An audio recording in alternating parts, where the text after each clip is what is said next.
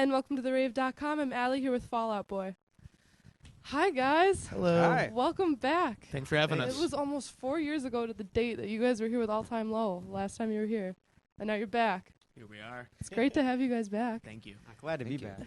So I have to ask, what sparked the return of Fall Out Boy?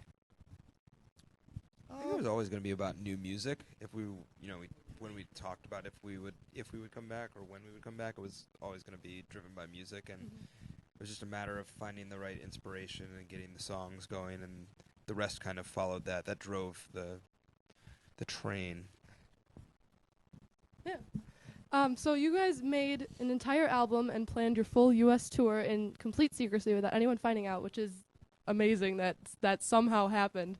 I mean, was it planned that way, or did it just kind of fall into place that way? I mean, the thing that we were thinking was that if, because like Pete said, we're waiting on the music, we're waiting for the songs to really demand that we go out and play them. And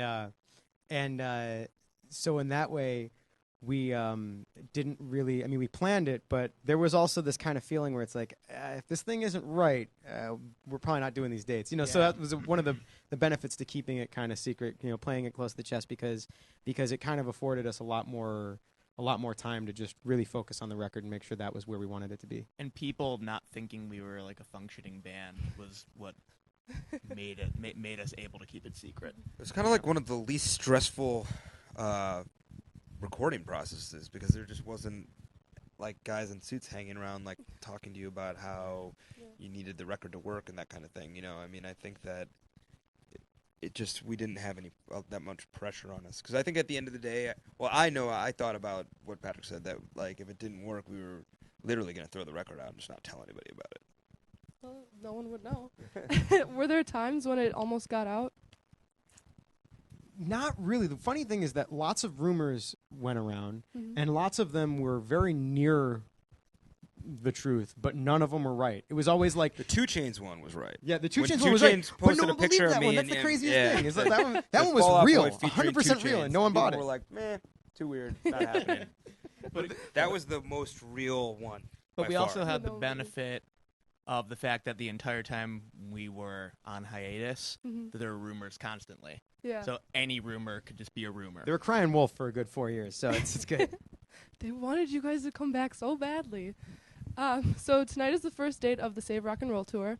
How does it feel to be touring again? It feels awesome. Yeah? Yeah, it feels like I'm back home where I need to be.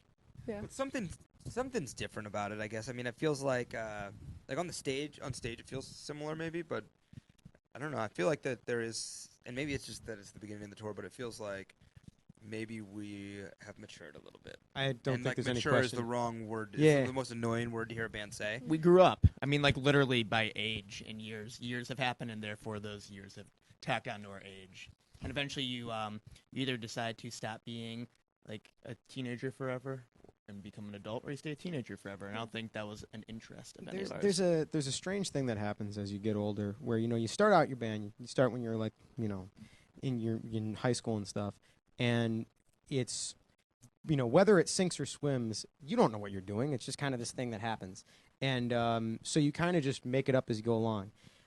Then you kind of get some degree of success, and all of a sudden you're employing a lot of people, and there's lots of people involved in making your show happen, and all these other things. There are people depending on you. Art being done by committee is just hard. It's really hard, and so you add all those things together, and you really have to have a very cohesive group of people. You really have to all be playing the same game and all be on the same page in order to make that happen.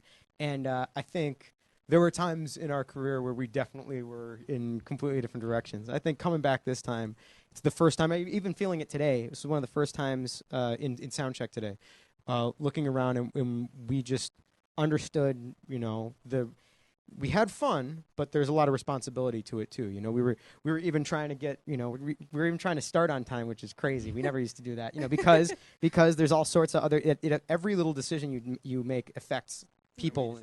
We never used to rehearse that much. We never rehearsed. So we rehearsed. It's crazy. So the new album is Save Rock and Roll. How is it different from your previous albums? I think that first and foremost that it's so sonically different than, it was just recorded in such a different process that it it sounds different. And I think people are like, we talked about it before, that we tell people that it's like more of a minimalist kind of instrumentation, and like the stuff we used, and people are like, well, it sounds so big. And I think that truly goes to show you that it doesn't take you stacking a bunch of different guitars or vocals. Yeah, sometimes less is more, I guess. Less is definitely more when you're recording.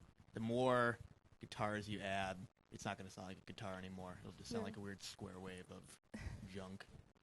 And then, like, I think that, like, thematically it's different. We're writing from a different place. I think that I read, like, this review of ours where it was like, and then they started writing songs about writing songs. And that's like, like when you get into this weird area of... Before this record, you mean? Yeah, like, I mean, in our career, I guess. And you get into this strange, like, probably like an almost famous kind of the film area where you're not living life anymore, so it's hard to write about it, and you're starting to write about fame, and you write about writers, and just like the stuff that's hard to relate to. So I think that going back and living life allowed us to kind of write about things that are relatable to other people, hopefully. Yeah.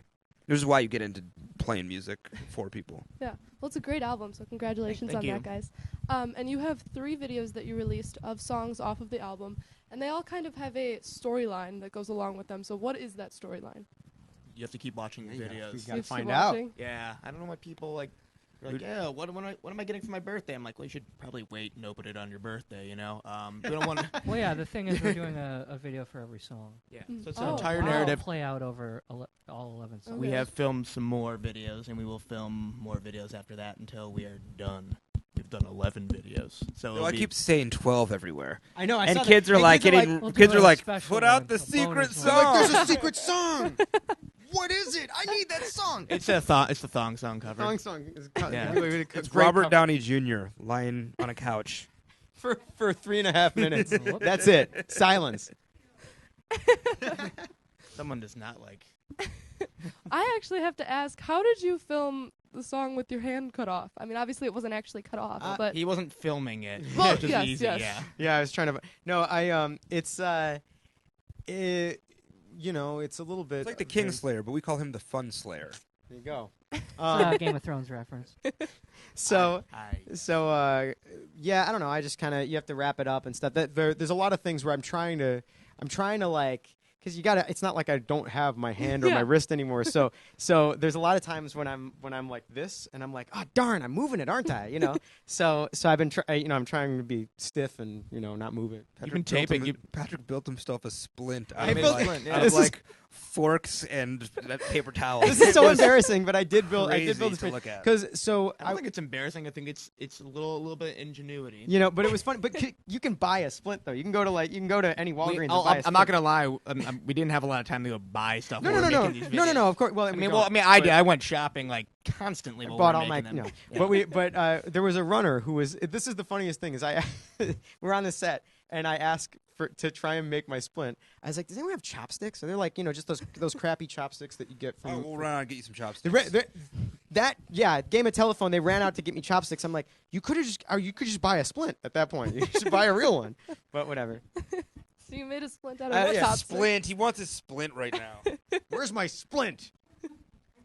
Well, thank you guys for joining us before your show tonight. Thank you. Have a great time. We're so glad to have you back. Thanks for having us again. And thank you for watching therave.com. Be sure to check out Fall Out Boy's current album, Save Rock and Roll. We'll see you soon on therave.com.